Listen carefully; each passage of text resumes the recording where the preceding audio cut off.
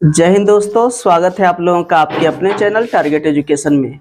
दोस्तों, जैसा कि आप सभी जानते हैं कि बीपीएससी द्वारा शिक्षक भर्ती की परीक्षा अगस्त में होने की संभावना है और सिलेबस जारी हो चुका है और सिलेबस में भारतीय राष्ट्रीय आंदोलन के बारे में भी बहुत सा क्वेश्चन आएगा।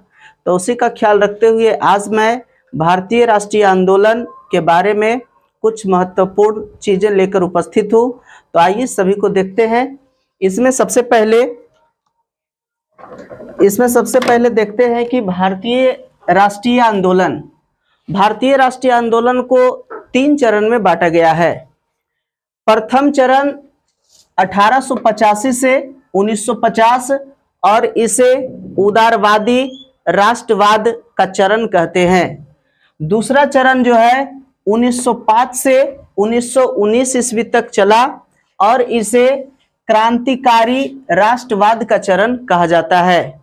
तीसरा चरण जो है वह 1919 से 1947 ईस्वी तक ये चरण चला और इसे गांधी युग कहा जाता है। तो आइए एक एक करके सभी को देखते हैं। प्रथम चरण का जो मुख्य जो घटना प्रथम चरण में क्या घटना घटित हुआ था उसके बारे में। प्रथम चरण जो था उसमें कांग्रेस पर उदारवादी नेताओं का प्रभुत्व था। जो प्रथम चरण जो चला उसमें उस समय कांग्रेस पे जो उदारवादी नेता थे, जो देश के जो बड़े बड़े नेता थे, जो उदारवादी विचारधारा के थे, उनका प्रभुत्व ज्यादा था। तो उनमें से कुछ का नाम है दादा भाई नौरोजी, WC बनर्जी, गोपाल कृष्ण गोखले, सुरेंद्र नाथ बनर्जी, फिरोज शाह मेहता आदि। ये सभी जो थे ये सभी नरम दल के नेता थे।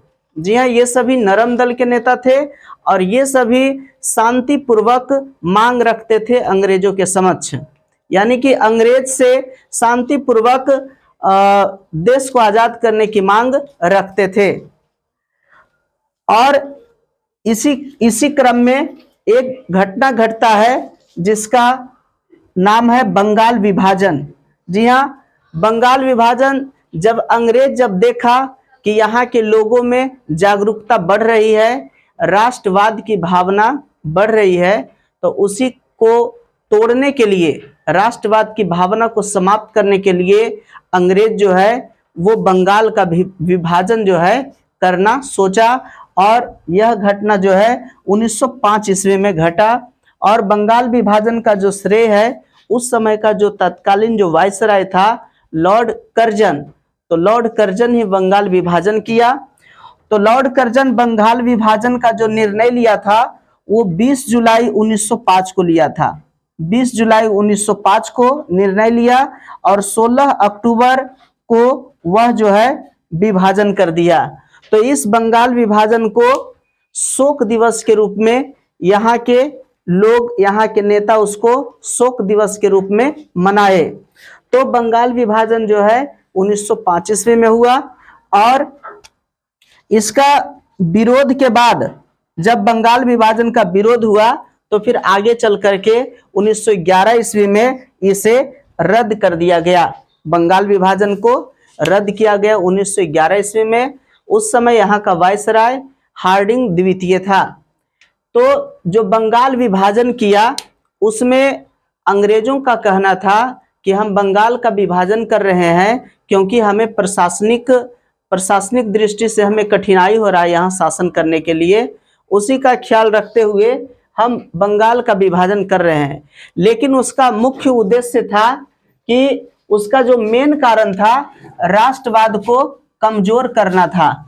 बंगाल का विभाजन करना राष्ट्रवाद को कमजोर करना था और उसका मुख्य जो काम था फूट डालो और राज करो। तो अंग्रेजों का मुख्य उद्देश्य था कि यहाँ के जनता को तोड़ दें और फिर हम आसानी से शासन करें। और इसी कारण से उन्होंने बंगाल का विभाजन किया और 7 अगस्त 1905 को बंग भंग आंदोलन शुरू हुआ। यह भी प्रश्न आता है कि बंग भंग यानी बंगाल जो विभाजन हुआ उसको भंग करना है, यानी कि उसको खत्म करना है, तो बंगाल विभाजन को खत्म करने के लिए एक आंदोलन चला जिसको कहा जाता है स्वदेशी आंदोलन। और 1906 ईस्वी में मुस्लिम लीग की स्थापना हुई। बंगाल विभाजन के बाद 1906 ईस्वी में ये मुस्लिम लीग की स्थापना हुई। अब आता है द्वितीय चरण। द्वितीय चरण जो है 1905 ईस्वी से 1919 ईस्वी तक को कहते हैं द्वितीय चरण, और यह क्रांतिकारी राष्ट्रवाद का चरण था। जी हाँ, द्वितीय चरण जो था वो क्रांतिकारी राष्ट्रवाद का चरण था। इसमें सबसे पहला घटना घटा सूरत विभाजन। सूरत विभाजन की घटना 1907 ईस्वी में घटा, और कांग्रेस, ये सूरत विभाजन में कांग्रेस जो था वो नरम दल और गरम दल दो दल में बटा, जिसकी अध्यक्षता रास बिहारी घोष ने किया। जी हाँ, ये प्रश्न आता है कि लाल बाल पाल किसे कहा जाता है? तो लाल बाल पाल जो थे ये सभी गरम दल के नेता थे। लाल बाल पाल, लाल से लाला लाजपत राय, बाल से बाल गंगाधर तिलक, और पाल से बिपिन चंद्र पाल। तो ये लाल बाल पाल जो थे ये सभी गरम दल के नेता थे। और अरविंद घोष, तो 1907 में जो सूरत अधिवेशन विभाजन जो हुआ तो उसमें नरम दल और गरम दल में विभाजन हुआ। इसका मुख्य उद्देश्य था स्वराज्य की प्राप्ति। जी हाँ, जो विभाजन हुआ तो उसमें नरम दल के नेताओं जो मांग करते थे तो वो शांतिपूर्वक मांग करते थे, लेकिन जब गरम दल के नेता, इनका जो मांग करने का जो तरीका था वो थोड़ा गरम मिजाज से था, यानी कि वो लड़ करके और स्वतंत्रता हासिल करना चाहते थे। तो अब धीरे धीरे जो था लोगों में राष्ट्रवाद की भावना जगाने के लिए सभी नेता प्रयास कर रहे थे। उसमें ये बाल गंगाधर तिलक जो थे वो 1893 ईस्वी में गणपति महोत्सव और 1895 में शिवाजी महोत्सव के द्वारा लोगों में राष्ट्रवाद की भावना जागरूक करने का प्रयास किए।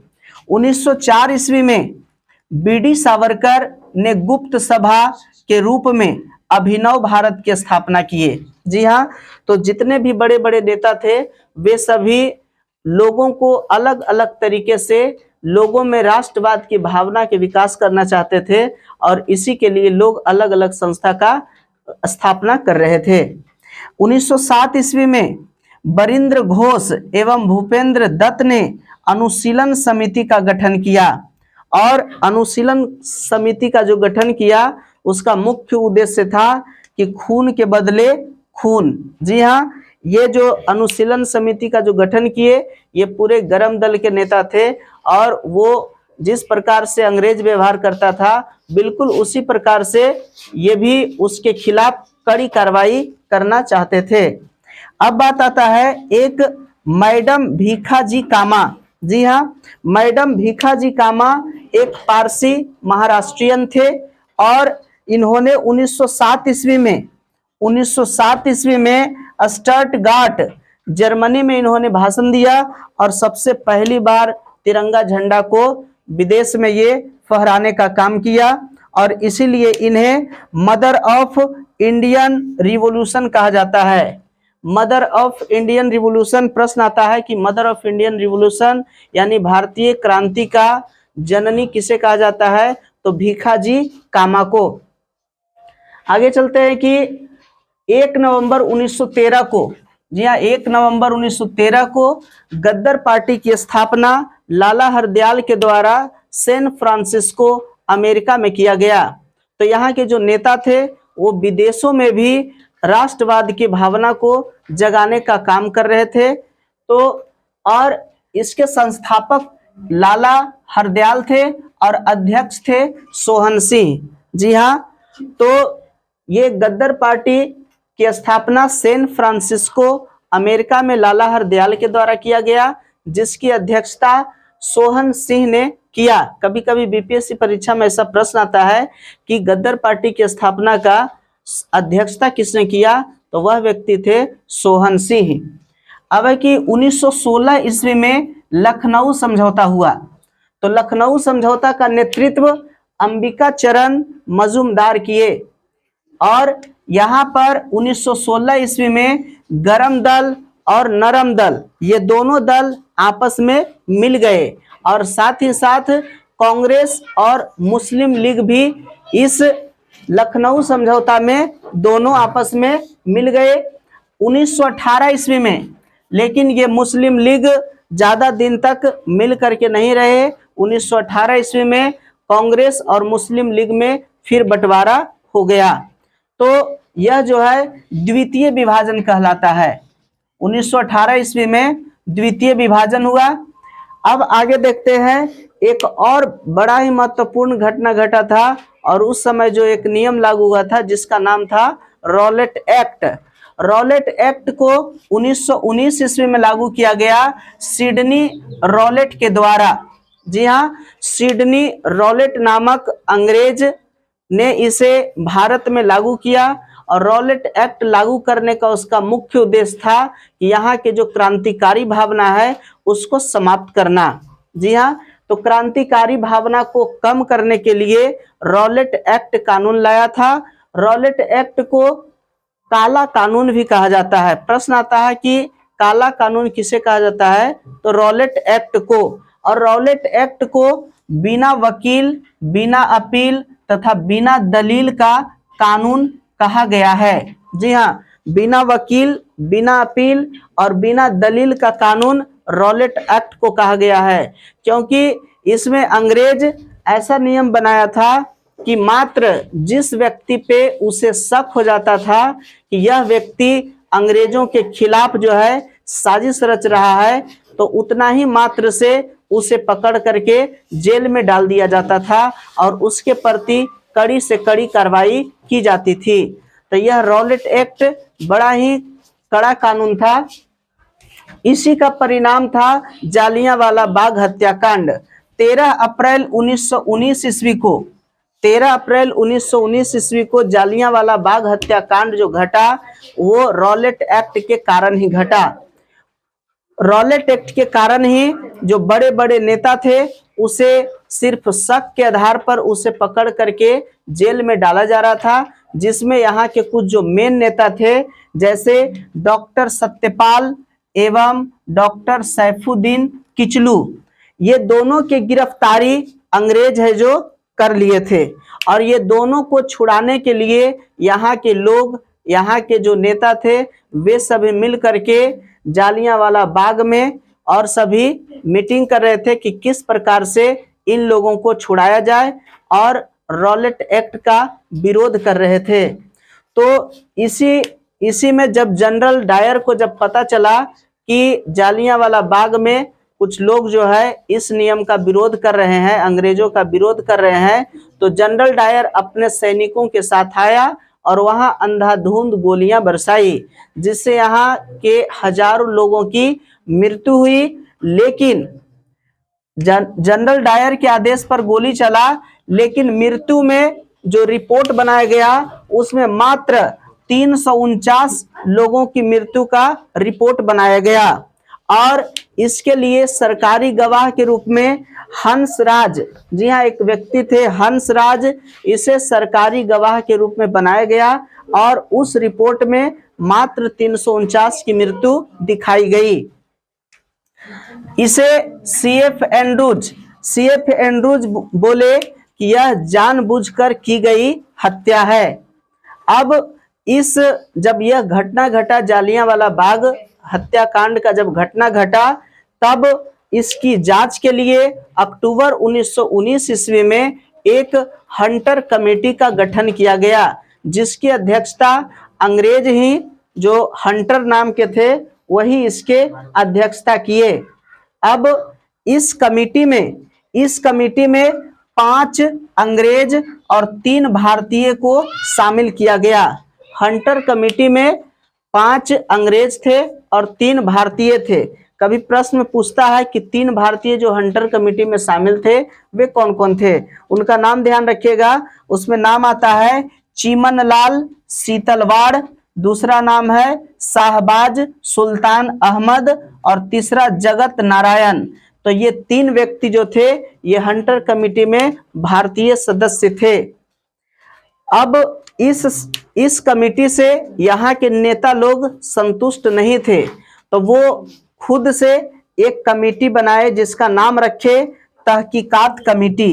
जी हाँ, तहकीकात कमेटी बनाए जो कि कांग्रेस द्वारा गठित किया गया इस घटना के जांच के लिए, और इसकी अध्यक्षता किए मदन मोहन मालवीय।